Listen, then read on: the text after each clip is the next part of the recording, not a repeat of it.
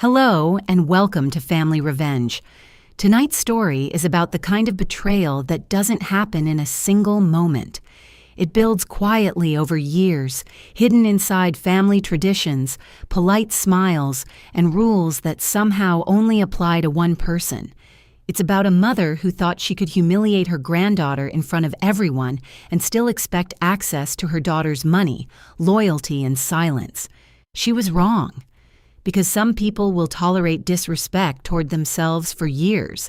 But the second you wound their child, everything changes. Let's begin. My mother told my 12-year-old daughter she wasn't invited to her birthday party, while the rest of the family sat there acting like it was a completely reasonable thing to say. My daughter froze. No tears, no argument, no scene. Just that awful stillness children fall into when they've been hurt so deeply they don't yet know how to respond. So I stood up, took my husband and my daughter, and walked out. I didn't attend the party. Instead, I sent my mother a gift. When she opened it in front of her guests, the color drained from her face, and my father, standing beside her, whispered the same question everyone eventually asks when the person they underestimated finally stops taking it. What did you do? Family dinners are never just dinners. They're performances. They're power maps. They're carefully arranged little stages where everyone already knows their role. And if you've spent your whole life being assigned the wrong one, you can feel it the second you walk in. We were at my parents' house 3 days before my mother's big birthday celebration. And she had been talking about it for weeks like it was a national event. Not just a party, but a milestone. A statement. A glamorous evening everyone was expected to orbit around. The table looked absurdly elegant for a family meal. Candles, linen napkins, fresh flowers, a centerpiece too delicate to survive 5 minutes around actual children. My mother, Diane, sat at the head of the table like a woman who believed every room improved the moment she entered it. My father, Walter, floated nearby with the tired energy of a man who had spent half his life trying to keep peace by saying as little as possible. Across from me sat my younger sister, Lauren, completely at ease, as if the room had been arranged for her comfort alone. Her husband, Sean, wore the polite, disengaged smile of a man who had long ago decided survival was better than honesty. Their 3 children were scattered around the table in varying stages of chaos. Mason, 13, had perfected that teenage look that says, "I'd rather be anywhere else." Sophie, 9, listened to everything with bright, watchful eyes. And little Caleb, 5, was creating exactly the kind of silent trouble adults ignore until they realize something important is missing. Beside me sat my husband, Andrew, steady, thoughtful, diplomatic. Andrew believes almost every conflict has a calm solution if people will just breathe and talk honestly. I believe in patterns, and I had seen this one before. Our daughter, Emma, sat across from us, 12 years old, gentle-hearted, observant. One of those children who can read tension in a room long before adults admit it exists. She had been quiet through dinner, poking at her food, listening more than speaking. Then my mother started talking about the party, the venue, the cake, the flowers, the guest list, the dress code, every detail delivered with the dramatic seriousness of someone producing a royal gala instead of a birthday dinner. That was when Emma finally leaned forward and asked, softly and innocently, "What should I wear?" It was the sweetest kind of question, not entitled, not demanding, just a child wanting to belong. I smiled at her and was about to answer when my mother took a sip of water and said, in the most casual voice imaginable, "Oh, sweetheart, you're actually not invited." The entire room changed. Emma's face went blank. And that was the worst part, not crying, not protesting, not even looking confused, just shutting down like someone had reached over and turned off the light inside her. I looked at my mother and said very carefully, "What do you mean she's not invited?" She gave a small smile. "I decided it should be adults only. It's my special day." Adults only. I turned and looked at my sister's children sitting right there at the table. "So Lauren's kids aren't going either?" My mother waved her hand. Well, of course they are. They're an exception. I stared at her. An exception to adults only? She tilted her head like I was the difficult one. They're different. Different. That word families use when they don't want to say favored. Emma dropped her eyes to her plate. Lauren shrugged and said, "It's just a party, Claire." Just a party. Just a child being singled out in front of everyone. Just another little message about where she ranked in this family. My father cleared his throat but said nothing useful. Sean studied his glass. Andrew stayed quiet, not because he agreed, but because he knew exactly how explosive my family became the second someone challenged my mother in her own house. I placed my fork down gently and said, "We're leaving." My mother looked stunned for half a second, then offended. "Excuse me?" "If my daughter isn't welcome," I said, "neither are we." She rolled her eyes. "Don't be dramatic." But I was already standing. So was Andrew. Emma pushed back her chair slowly, like she had just been given permission to breathe again. We walked out while my mother muttered behind us, "She always has to make everything about herself." In the car, and the silence felt heavy enough to crush bone. Andrew drove. Emma sat in the back seat staring out the window. About halfway home, Andrew said gently, "Maybe she really meant adults only." I laughed once, short, sharp, bitter. "No," I said, "it's not a rule if it only applies to our child." He exhaled and said nothing after that. Then Emma spoke from the back seat, her voice so small it nearly destroyed me. "Does Grandma love my cousins more than me?" There are questions you answer. There are questions you avoid. And then there are questions that force you to decide what kind of parent you really are. I couldn't lie to her, not when she already knew the truth. So I turned just enough to meet her eyes and said, "What I know is this. You are deeply loved, and I will never let anyone make you feel unwanted if I can stop it." She nodded quietly. Yeah, that was all. But for me, it was the line.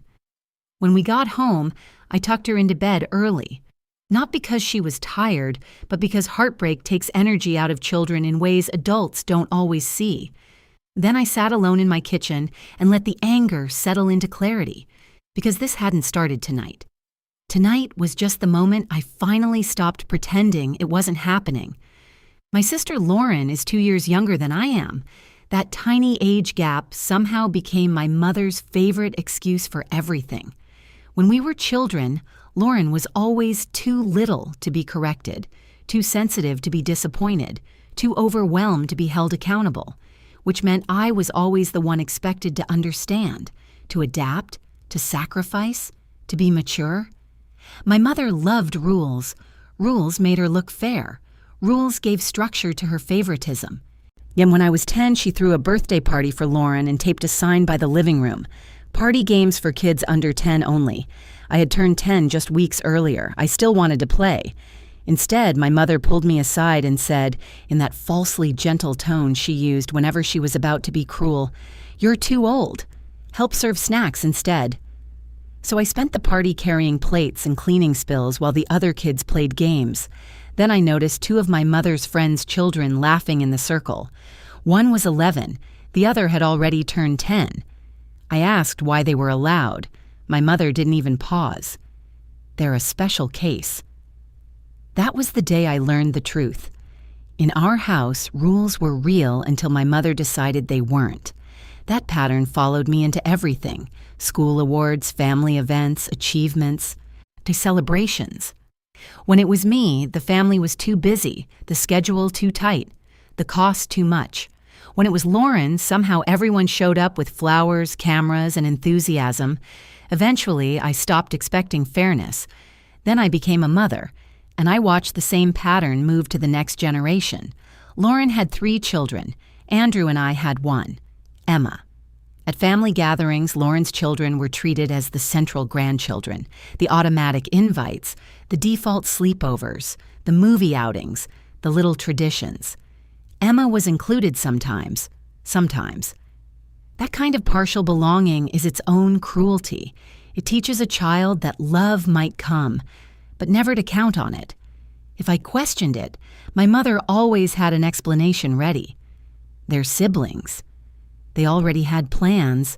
It just worked out that way. And every time, the message stayed the same. Emma was optional. Emma rarely complained. She's the kind of child who absorbs hurt quietly. But I saw it. The hesitation before asking whether she was included. The way she acted unsurprised when she wasn't. The way she began preparing herself for disappointment before anyone could hand it to her. Then money entered the picture. My parents started needing temporary help. First it was a bill, then a repair, then groceries, then utilities. My mother framed it as family solidarity. She wanted both daughters contributing equally. I agreed. Lauren agreed too, briefly. Then, conveniently, Lauren couldn't keep up her share because she had 3 kids and money was tight. My mother explained this like it was basic math and basic morality. Lauren had more responsibilities. Lauren needed grace. And me? I had 1 child, which somehow meant I had room. Without ever openly saying it, my share grew while Lauren's shrank. Then my parents struggled with their mortgage and I started covering half. Half turned into 5 years of temporary support, nearly $1,000 a month, every month, plus extra help for utilities and miscellaneous costs. When my mother planned her milestone birthday, she opened a joint account for party expenses. She and Lauren made every decision. They booked the venue, approved the guest list, finalized the decor, and charged it to an account funded mostly by me. I told myself it wasn't worth fighting over, until my daughter asked what to wear and was told she didn't belong there. The next morning, I woke up calm. Not gentle calm, final calm, the kind that comes after a long internal war finally ends. Now Andrew was making coffee when I said, "We're not going to the party." He looked at me carefully. "You're sure?" "Yes." Emma walked into the kitchen, still carrying yesterday's sadness in her shoulders. I told her, "We're not going." The relief that crossed her face broke my heart all over again. Then I opened my banking app. I canceled the monthly mortgage transfer. I canceled the utility support. I canceled every standing payment connected to my parents. 5 years of pressure undone in less than a minute. Then I froze the card attached to the party fund. Several deposits had already gone through, but the final large payments were still pending. My mother assumed the card would keep working because she assumed I would keep complying. She was wrong. I checked the shared account balance. There was $5,200 in it. Way more than $4,500 had come from me. I transferred my money back to my own account, quietly, efficiently, completely. If my daughter wasn't welcome, my money wasn't welcome either. Then I bought my mother a gift box. Simple, elegant, perfectly wrapped. Inside, I placed a letter. That letter was the gift. And this is what it said. "Mom, I spent years excusing behavior I should have confronted long ago. I told myself I was imagining the favoritism. I told myself it was easier to stay quiet. But when you excluded my daughter from your birthday while welcoming your other grandchildren, you crossed a line you cannot uncross. You said it casually as if she wouldn't understand. She understood perfectly. I watched her go still at that table. I watched her try not to cry. I am her mother, before I am your daughter. My first responsibility is to protect my child. I will not continue bringing her into spaces where she is treated like she matters less. We will not attend your birthday. We will not continue family contact. Do not call, text, or send messages through other people. And because there is no longer a relationship, there will no longer be financial support. Effective immediately, I am withdrawing all financial assistance. I hope you enjoy the life you created. Goodbye." I folded the letter, sealed the box, and mailed it so it would arrive the day of the party, right when gifts were being opened, right when my mother expected admiration. On the day of the event, Andrew took Emma out for ice cream and a movie, not as a bribe, not as a distraction, as a statement.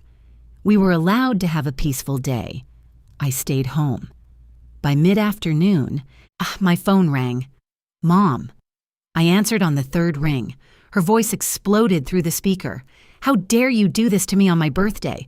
I said nothing. That only made her angrier. "I opened your gift in front of everyone." Of course she did. She had probably expected jewelry, something sentimental, something that made her look adored. Instead, she got consequences in a gift box. Then I heard movement in the background, the low hum of party guests, and my father's voice, tight, shaken, near the phone. "What did you do?" "Not to me, to her." Mom kept going. "You humiliated me." "I didn't read the letter out loud," I said. "You did that to yourself by assuming it was praise." Then she snapped, "And what is this nonsense with the money? The vendors are calling. The card is declined.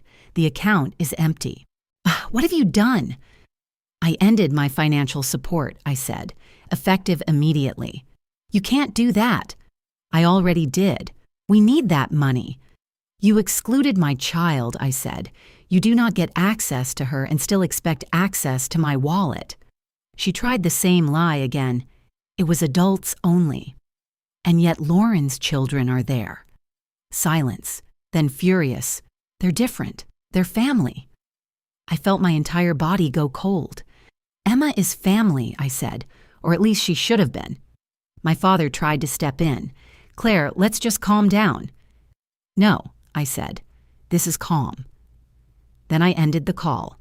The smear campaign began almost immediately. Relatives called, family, friends called. People I barely spoke to suddenly felt deeply qualified to tell me I only had one mother. At first I answered a few out of habit, then I stopped explaining. And for the handful of people who asked with genuine concern, I told the truth plainly. I had been financially supporting my parents for years. My mother excluded my daughter from the birthday while inviting the other grandchildren. She lied about it being adults only. Every decent person had the same reaction. That's not okay. The next escalation came by mail, a bill from the event venue for the final party balance, $2,360. Under billing contact was my name, my phone number, my email. I stared at it in disbelief, then called the venue and said calmly and clearly, "I did not authorize this contract. I did not agree to be financially responsible. Remove my information and pursue the actual organizer." The woman on the phone sounded exhausted, but she understood. She made a note. That afternoon, my parents showed up at my house. Not with regret, with demands. Emma was doing homework at the kitchen table when the pounding started. She froze at the sound, and I hated that more than anything. I sent her to her room with her headphones and opened the door. My mother stood there, furious. My father looked panicked. Lauren looked defensive. Sean looked like a hostage. My mother didn't waste time. "Can you at least pay for the party?" she demanded. "Do you have any idea what you've done? We were already in debt." I looked at her and said, "You're asking me to finance a party my daughter was excluded from?" My father tried the softer version. "Claire, just help us get through this." Then my mother said the quiet part out loud. "You have money. You always have money." "Yes," I said. "Because Andrew and I work. Because we budget. Because I was covering your life." Lauren stepped forward. "This is unfair. We have 3 kids." I looked at her. "And that means I'm responsible for your family too?" She said nothing. I continued. "You all treated me like a bank account. You didn't treat Emma like a granddaughter, and now you're surprised the money stopped?" My mother shouted, "Family helps family." I nodded. "Exactly, family helps family. Family doesn't humiliate a child and then send the bill to her mother." Then she asked, "So that's it? You're really cutting us off over one party?" I looked her dead in the eye and said, "It was never one party. It was one party too many." That finally silenced everyone. For one brief second, they all understood the truth. This wasn't about a tantrum. It was about the day their favorite arrangement stopped working. My mother turned away first, muttering, "After everything we've done for you." I almost laughed at that. Then they left, and I closed the door. My hands shook for a few seconds afterward. Then they stopped. Emma came back into the hallway and asked the question children ask when adults make everything feel unsafe. "Are we in trouble?" I crouched in front of her and said, "No, you are not in trouble. None of this is your fault, and nobody gets to make you feel less important and still have access to our lives." 6 months later, the atmosphere in our house had changed completely. Emma laughed more, sang while doing homework, asked questions without that little layer of fear underneath them. Andrew and I had room to breathe, room in our finances, room in our minds, room in our home. And the most interesting part? My parents survived, and they downsized. My mother got a part-time job. Lauren got full-time work. They adjusted, which meant they had always been able to. They just preferred that I carry it. A year passed without contact. Then one afternoon, Lauren called. Her voice sounded tired in a way I had never heard before. She admitted Mom had started leaning on her the way she had leaned on me for years. Money, time, emotional labor, constant expectation. Then she said something I never thought I'd hear. "I didn't understand how much you were doing, and what Mom did to Emma, it wasn't right." It didn't erase the past. It didn't repair the damage. But it was the first honest sentence anyone in my family had spoken about it. When I hung up, Andrew asked, "How do you feel?" And for once, the answer came easily. Steady. Because my daughter was safe. My home was peaceful. And I no longer needed to earn love from people who thought my child was an exception. That was the real revenge, not the letter, not the canceled payments, not the ruined party. The real revenge was that we were fine without them. Maybe better than fine. Maybe free. If you were in my place, would you stay no contact? Or would you allow contact again only under strict boundaries? Tell me in the comments. And if you enjoy stories like this, subscribe to Family Revenge for more unforgettable family drama, betrayal, and payback.